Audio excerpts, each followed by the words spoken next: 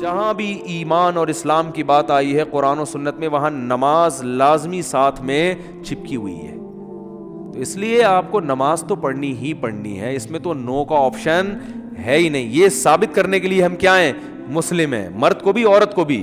اور یہ صرف بر صغیر میں ہے. اتنی ملیشیا میں ہم نے دیکھا، وہاں مسجدیں بھری ہوتی ہیں، سب نماز پڑھتے ہیں، خواتین بھی پڑھتی ہیں ساری، اسکارف لٹکے ہوئے ہوتے ہیں. وہاں بے شک وہ اس کا جاب کر رہی ہے، ہوٹل میں کچھ بھی کر رہی ہے، نماز کے ٹائم پہ عورت بھی آئے گی مسجد میں، اسکارف پہنے گی، پھر وہیں اسکارف نکال کے بھی چلی جاتی ہیں. ٹھیک ہے نا، جیسے ہمارے ٹوپیاں رکھی ہوئی ہوتی ہیں نا ایسے. افغانستان میں سب نماز پڑھتے ہیں، سعودی عرب میں سب نماز پڑھتے ہیں، دبئی میں عرب کے کیسے کیسے عیاش ہیں، نماز کے ٹائم پہ سارے ایسے لگے گا جیسے ان سے بڑا نیک دنیا میں کوئی ہے ہی نہیں. بادشاہ نماز پڑھتے ہیں، وزیر نماز پڑھتے ہیں. ہمارے یہاں ایک بہت بڑی لعنت ہے کہ ہوگا مسلمان اور اپنے آپ کو مسلمان بھی کہتا ہے، نماز کے وقت میں غائب. تو اس لیے امام احمد ابن حنبل جو بہت بڑے مجتہد ہیں، ان کا یہ فتویٰ ہے کہ ایک نماز بھی جو جان بوجھ کر چھوڑ دے گا اسلام سے خارج ہو جائے گا. اگرچہ جمہور کا یہ فتویٰ ہے کہ خارج نہیں ہوتا، کفر کے قریب ہو جاتا ہے وہ، لیکن امام احمد بن حنبل کی کوئی کم حیثیت تو نہیں ہے نا. سعودی عرب میں انہی کو فالو کیا جاتا ہے. شیخ بن باز، شیخ صالح العثیمین سعودیہ کے مفتی اعظم رہے ہیں، ان کا فتویٰ اب تک چلا یہی آ رہا ہے کہ ایک آدمی اگر فجر کی نماز کے لیے الارم نہیں لگاتا، اس نے صبح 8 بجے آفس جانا ہے، رات کو سویا صبح 8 بجے کا الارم لگا کے، تو یعنی اس نے پکا ارادہ کیا ہوا ہے کہ میں نے فجر میں نہیں اٹھ رہا. ایک تو ہوتا ہے نا آنکھ کھلی نہیں، ارادہ تو تھا نہیں کھلی آنکھ، پکا ارادہ کیا ہوا ہے. انہوں نے کہا یہ اسی وقت مرتد ہو جائے گا، کیونکہ اس نے پکا ارادہ کر لیا ہے نماز کے قضا کرنے کا، پکا ارادہ. وہ یہاں تک ان کا فتویٰ ہے کہ مرتد ہو جائے گا اس کو اگر توبہ نہیں کرتا اور توبہ کا اعلان نہیں کرتا باقاعدہ، تو اس کو مسلمانوں کے قبرستان میں دفن کرنا بھی جائز بولو نہیں ہے، اس کا نکاح بھی ٹوٹ گیا. اگرچہ جمہور اس کو نہیں مانتے، لیکن امام احمد بن حنبل کی بھی تو ایک بڑی ویلیو ہے نا، اور عبداللہ بن مسعود کی بھی کم ویلیو نہیں ہے. وہ فرماتے ہیں ہم نبی کے دور میں کسی بھی جرم کو یہ نہیں سمجھتے تھے کہ انسان کافر ہو جاتا ہے، نماز کو ہم یہ سمجھتے تھے کہ کوئی چھوڑ دے تو اسلام سے خارج ہو جاتا. تو اس لیے عرب میں شراب پینے والا بھی نماز پڑھتا ہے، کیونکہ مسلمان میں بہرحال کچھ بھی ہو اسلام کا نام اپنے آپ سے ہٹانا پسند نہیں کرتا. اور آج ہم نے دیکھا ہے مسجدوں کے ساتھ گھر ہیں، نماز کے لیے نہیں آ رہے، اور سفر میں تو نمازیوں کو دیکھا ہے نمازیں چھوڑتے ہوئے. ذرا آج کل پیپر ہے تو یہ چھوڑ دو نماز. بھائی پیپر میں نماز چھوڑنا کہاں سے جائز ہو گیا؟ جاب میں باس کی طرف سے اجازت نہیں ہے، اجازت نہیں ہے آپ چھپ کے نماز پڑھیں، آپ کہیں کرسیوں کے پیچھے چھپ جائیں، کہیں بھی کریں. میں تو یہاں تک میں نے لوگوں کو مشورہ دیا، بعض جو غیر مسلم کنٹریز میں لوگ وہ کر رہے ہیں نا، جاب کر رہے ہیں باس کی طرف سے بعض جگہوں میں، ورنہ وہاں پرمیشن ہوتی ہے، اجازت نہیں ہے، تو میں ان سے کہتا ہوں بھائی کہیں بھی چھپ کے چلے جاؤ، کچھ بھی کرو، اگر نہیں پرمیشن ملتی چھپ کے بھی نہیں پڑھ سکتے تو جاب چھوڑ دو. بس جاب کیا کرو، چھوڑ دو. جاب نہیں، پھر جاب جائز نہیں آپ کے لیے. فرض نماز تو پڑھنی پڑے گی، آپ جاب ہی نہیں کر سکتے. آپ کہیں بھی جاؤ، کہتے ہیں کہاں جا کے، میں بھائی واش روم میں پڑھ لو، واش روم میں پڑھ لو. واش روم کا مطلب یہ نہیں کہ وہ فلش کے اوپر، وہ تو جگہ کا پاک ہونا ضروری ہے نا. انتہائی آخری درجہ یہ ہے کوئی مصلی رکھو اپنے ساتھ تاکہ جگہ پاک ہو. یہ ایسا نہیں کہ واش روم میں نماز پڑھنا شروع کر دیں، حرام ہے، ناجائز ہے واش روم میں نماز پڑھنا. لیکن اگر کوئی صورت نہیں بنتی، کچھ بھی نہیں ہے، جائے نماز لے جاؤ بھائی چھپ کے، جہاں نہاتے ہیں نا جس جگہ پہ، اس جگہ مصلی بچھا کے نماز پڑھ لو. ٹرینوں میں نماز نہیں چھوڑ سکتے آپ. میں تو کوئی زیادہ نیک آدمی نہیں ہوں، لیکن ایک دو واقعات میں لوگوں کو صرف موٹیویٹ کرنے کے لیے.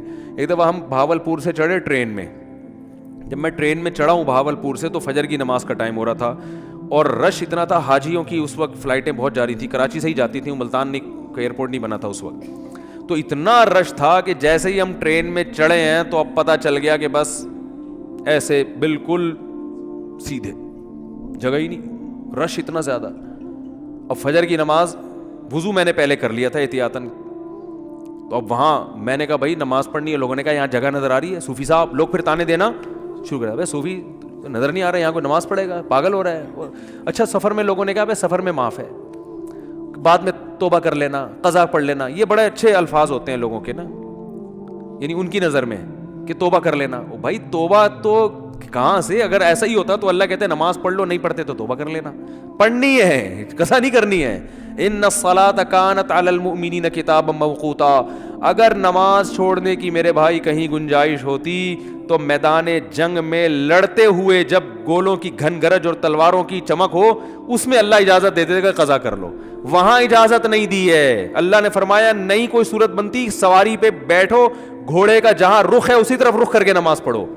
وہاں اجازت نہیں دی. اور آگے اللہ نے اس کی وجہ بیان کی ہے کہ میں اس لیے کہہ رہا ہوں یہاں پڑھنی ہے کہ نماز صرف پڑھنے کا حکم نہیں ہے. ان الصلاۃ کانت علی المؤمنین کتابا موقوتا, نماز مومنین پر مقررہ اوقات میں فرض ہے. یہ اس لیے جواب دیا کہ آپ کہہ سکتے تھے اللہ جب جنگ ختم ہو جائے گی پھر پڑھ لیں گے نا آرام سے خشوع و خضوع کے ساتھ. ابھی جنگ ہو رہی ہے, اللہ ابھی کیا ضرورت, جب جنگ ختم ہو جائے قضا پڑھ لیں گے بعد میں, ٹائم گزر جائے گا, پھر بہت ڈبل سجدہ کریں گے, ہم بہت لمبے لمبے قیام کریں گے. اللہ فرماتے ہیں نماز مقررہ اوقات میں فرض ہے, وہ ٹائم گزر جائے گا اگر جنگ ختم ہونے کا انتظار کرو گے. بہت مشکل ہے بھائی, نہیں آ رہی سمجھ میں تو جیسے زندگی کو فرشتے بہت اچھی طرح سے اردو میں بھی سمجھا دیں گے قبر میں. وہ کہتے ہیں نا میں نہیں بتاؤں گا, تو لوگوں نے کہا اب تو آپ کو سب بتانا پڑے گا. اور حقیقت ہے میں ان کا کسی کا مذاق نہیں اڑا رہا, سب کے ساتھ ہوگا. جو بھی کہتا ہے میں نہیں بتاؤں گا, تو جب دنیا سے جائے گا تو سب کچھ بتانا پڑے گا, اس کو سب بتانا پڑے گا بھائی. تو میدان جنگ میں اللہ کہہ رہا ہے کہ نماز مومنین پر مقررہ اوقات میں فرض ہے. تو میں ٹرین میں کھڑا ہوا تھا, میں نے کہا, انہوں نے کہا بھائی یہاں تو جگہ نہیں ہے. اچھا میری عمر بھی زیادہ نہیں تھی تو وہ ایسی تھوڑی عمر ہو تو لوگوں پہ روب بھی ہوتا ہے نا. ہم نے کہا کوئی جگہ نہیں ہے. میں نے کہا تو پڑے گا بھائی, کیونکہ ہم تو ایسے چھوڑ دیں بھائی, اور سنتیں اب چلو مجبوری ہے چھوڑ دیتا ہوں, 2 فرض تو پڑھنے ہیں. لوگوں نے کہا جگہ نہیں ہے. میں نے کہا جگہ بن جائے گی, کیونکہ فرض جو نماز میں فرائض ادا کرنا بہت آسان ہے. تو میں نے کیا کیا, وہ جگہ چونکہ لوگوں کے چپل تھے تو اس میں خطرہ تھا کہ ناپاک ہوگی, تو ایک چادر تھی میرے پاس, وہ میں نے ایسے نیچے ڈال دی, بچھانے کی بھی جگہ نہیں تھی. نیت باندھ لی, اندازہ پہلے لگا لیا تھا قبلہ کس طرف ہے.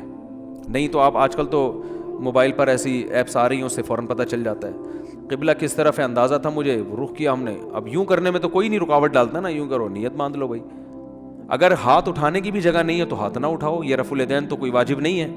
اللہ اکبر کہہ لو اور نیت باندھ لو. ہاتھ باندھنے کی جگہ نہیں, ہاتھ چھوڑ کے کھڑے ہو جاؤ بھائی. سورہ فاتحہ پڑھی, سورت ملائی.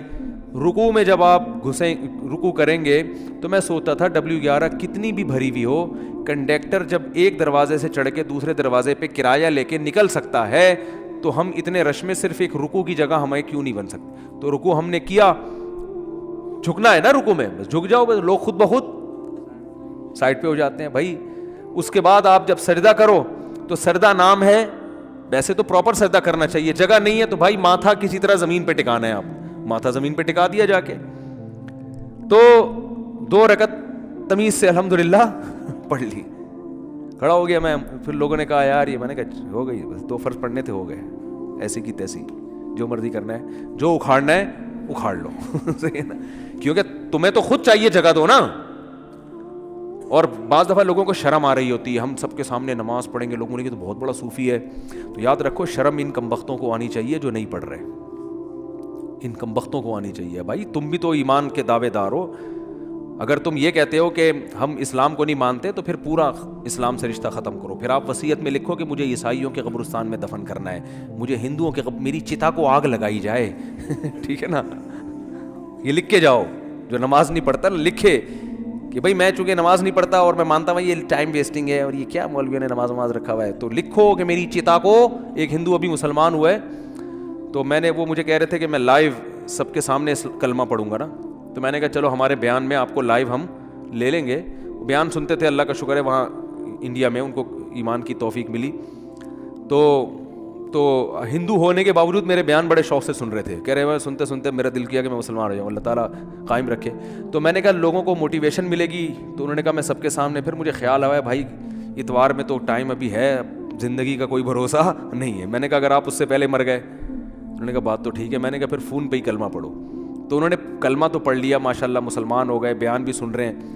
لیکن انہوں نے کہا میرے لیے سب سے بڑی آزمائش یہ ہے کہ ہندوؤں میں جب ماں کا انتقال ہوتا ہے تو بڑا بھائی ہے جو چتا کو سب سے پہلے آگ لگاتا ہے. میں سب سے بڑا ہوں اور میری ماں کی طبیعت بہت خراب ہے, بظاہر ایسا ہی لگتا ہے کہ وہ دنیا سے جانے والی. تو میں نے تو ان کو سمجھایا اپنی ماں کو مسلمان کر لو. کہہ رہے وہ نہیں ہوگی, وہ نہیں ہوتی. کہنے کا میرے لیے مسئلہ یہ ہے کہ ان کے انتقال کے بعد چتا کو آگ سب سے پہلے میری ذمہ نہیں لگائی تو پورا خاندان کھڑا ہو جائے گا. اب ان کا کیس چل رہا ہے, میں نے ان کو مولانا کلیم صدیقی صاحب کا نمبر دیا ہندوستان میں کہ ان سے رابطہ کریں, وہ آپ کی مدد کریں گے. تو ہندو تو چتا کو آگ لگاتے ہیں بھائی, جو نماز نہیں پڑھتے. تو آپ بھی اگر نہیں مانتے نماز کو, جو زیادہ تر یہ فواد چودھری معذرت کے ساتھ اس طرح کے لوگ بار بار علماء کو برا بھلا کہہ رہے ہوتے ہیں نا, ان سے کو آپ وصیت لکھو کہ میرے مرنے کے بعد کوئی مولوی میرے جنازے کے قریب نہیں آئے گا, میری نماز جنازہ کوئی مولوی نہیں پڑھائے گا. تو یہ سب پھر مولوی سے اگر آپ نے دستبرداری کا اعلان کرنا ہے تو پھر پورا مولوی لیس ہو جاؤ آپ, صحیح ہے نا. تو اپنے مفاد کے لیے مولانا آ رہے ہیں, نکاح پڑھانے کے لیے مولانا آ رہے ہیں, چلو نکاح تو عدالتیں بھی پڑھا دیتی ہیں, جنازے میں سب سے زیادہ تو آپ پھر اپنا جنازہ پڑھواؤ یا تو پڑھواؤ ہی نہیں, کیونکہ تو مولویوں نے ہی بتایا نا جنازہ ہے, یا تو پڑھواؤ نہیں. اگر پڑھوانا ہے تو مائیکل جیکسن ٹائپ کا کوئی آدمی ہونا چاہیے, لبرل بالکل, جو موسیقی کا, کیونکہ آپ نے یہ بھی ایک دفعہ ارشاد فرمایا تھا کہ علامہ اقبال بھی موسیقی سنتے تھے, قائد اعظم بھی, مولویوں کی طرح تھوڑی تھے عجیب سے. تو پھر کوئی ایسا ہی گلوکار ملک کا جو سب سے بڑا ڈانسر ہو, وہ آپ کا نماز جنازہ مٹک مٹک کے پڑھائے. پھر اللہ سے دعا کرو بھائی, نماز سے اللہ ہمارا رشتہ قائم کر دے. تو اذان پر ابھی بیان باقی ہے کہ اتنی اللہ کو یہ عبادت پسند ہے نا کہ پیدا ہوتے ہی اللہ کان میں اذان کہلوا دیتے ہیں. اس کے بعد جو ندائیں صبح فجر میں آواز گونجتی, اللہ اکبر حی علی الصلاۃ الصلاۃ خیر من النوم, پھر اللہ کہتے ہیں ظہر میں دوبارہ یاد دلاؤ. مؤذن کو کہتے ہیں جا بھائی اسپیکر پہ بٹن آن کر, بولتا رہے بس تو. لوگ کہیں گے کہ یار جب نماز کا ٹائم ظہر کا 1:05 ہے تو بتانے کی ضرورت کیا ہے. اللہ کہتے ہیں ان کی باتوں میں مت آنا, 1:05 ہے تو 1:45 پہ بتا دینا ان کو کہ 15 منٹ رہ گئے, 20 منٹ رہ گئے. فجر کا ٹائم روزانہ اناؤنس ہوتا ہے, آج 6:30 پہ, آج 6:45 پہ اناؤنسمنٹ ہوتی رہے گی. اللہ کہتے ہیں اتنی اناؤنسمنٹ کافی نہیں ہے, ہر دفعہ پوری اذان ہوگی, حی علی الفلاح, آؤ کامیابی کی طرف, آؤ نماز کی طرف. حج میں اعلان نہیں ہوگا, رمضان کا اعلان نہیں ہوگا, اعلان کرنے والوں کو برطرف کر دیا, ہلال کمیٹی سے نکال دیا, ٹھیک ہے نا. نماز کا ہر دفعہ اعلان ہوگا, اور اتنی اذانیں ہوتی ہیں نا پوری دنیا میں کہ 1 سیکنڈ کے لیے بھی دنیا اذان سے خالی نہیں ہوتی, دی جا رہی ہے اس وقت سے. تو یہ اس لیے کہ اللہ کی نظر میں اس کی اہمیت اور ویلیو بہت زیادہ. اللہ کہے گا ابھی اس مؤذن کو کہا ہے صرف ان کو سناؤ, زبردستی کسی کو لے کے نہیں آؤ مسجد میں, ابھی زبردستی کا ٹائم نہیں ہے, ابھی حساب و کتاب کا ٹائم نہیں ہے. تم نے حی علی الصلاح حی علی الفلاح کہہ دیا, اللہ کی کبریائی بیان کر دی, ان کی مرضی آئے نہ آئے. تم گھر تک تھوڑی جاؤ گے بیل بجا کے, بھائی میں نے تمہیں حی علی الصلاح کا, تمہیں سمجھ میں نہیں آیا کیا, انگلش میں بتاؤں میں تمہیں؟ نہ مؤذن کے لیے جانا کیا ہے, ناجائز. علماء نے لکھا ہے کہ جب اذان ہو جائے نا تو کسی اور طرح سے دعوت دینا جائز نہیں ہے, کیونکہ یہ اللہ کی دعوت کمپلیٹ دعوت ہے. اب آپ اخپل طریقے سے مائک بھونپو ہاتھ میں لے کے لوگوں بلانے, جیسے بعض جگہوں پہ ہم نے دیکھا مسجدوں میں اذان ہو جاتی ہے, پھر ایک اردو میں اذان شروع ہو جاتی ہے, حضرات اذان ہو گئی ہے, مسجد میں اتنے بجے ٹائم ہے, آپ کو بتایا آپ آ جائیں, مرنا ہے ایک دن اٹھنا ہے, وہ پورا پروگرام شروع ہو جاتا ہے نا. چلو زندگی میں کبھی 1 آدھ دفعہ ہو جائے تو ایک الگ بات ہے, لیکن مستقل بنیادوں پہ بھی بعض مسجدوں میں ہو رہا ہے. ہمارے چھوڑو رہنے دو. تو اس لیے علماء نے کہا اللہ نے پراپر رکھی اس لیے کہ اب دوبارہ کسی اور دعوت کی ضرورت نہ ہو. تو اب اللہ کہتے ہیں اب آنا ہے آ, نہیں آنا نہیں آ, یہ حساب میں آخرت میں لوں گا کہ تو اتنا ڈھیٹ 1400 سال سے فضاؤں میں ہر نماز کے ٹائم پہ یہ ندا گونجتی ہے. نہ سردیوں میں اس میں ناغا ہوتا ہے, نہ گرمیوں میں ناغا ہوتا ہے, نہ راتیں لمبی ہوں تو ناغا, نہ راتیں چھوٹی ہوں. حتیٰ کہ سفر میں بھی اذان کا حکم ہے, اذان کہو, پھر جنگل میں اکیلے نماز پڑھ رہے ہو اذان کہو. یہ ایسی اللہ کو ندا پسند ہے بھائی, یاد دہانی لازمی کراؤ. تو اس لیے بھائی یہ بار بار دعوت, اذان کی اہمیت نہیں پتہ چلتی, اس سے نماز کی اہمیت پتہ چلتی ہے. تو عزم کرو زندگی میں کچھ بھی ہو جائے نماز قضا نہیں کرنی. جو جماعت کی نماز کے عادی نہیں ہے وہ کم از کم اتنا کر لیں کہ پہلا اسٹیپ یہ ہے کہ قضا نہیں ہونے دینا کسی صورت میں. پھر اگلا اسٹیپ کیا ہے, جماعت نہیں چھوڑنی کسی صورت میں. وہ جماعت اصل تو نماز ہے ہی جماعت سے, اور اگر کبھی چھوٹ جائے نا تو توبہ کرنی ہے اور اس کو قضا کر کے اگلی پڑھنی ہے. پہلے اس کی قضا پڑھنی ہے پھر اگلی, اور کچھ جرمانہ بھی رکھیں اپنے اوپر. سمجھتے ہو کہ نہیں سمجھتے؟ اللہ تعالیٰ سمجھنے کی عمل کی توفیق عطا فرمائے.